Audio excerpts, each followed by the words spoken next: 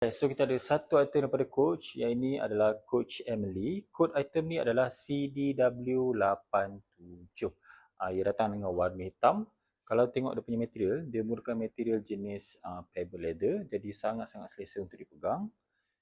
Untuk dia punya bahagian sisi ni pula, ada satu Coach tag dan strap shoulder ni, dia ada adjustment lah, boleh panjang dan pendekkan. Sekiranya anda tak nak buat macam shoulder bag, jangan risau. Ada satu lagi cross body strap yang anda boleh pasang, boleh buat macam sling bag lah. Okay. Dia juga adjustable, boleh panjang dan pendekkan mengikut kesesuaian.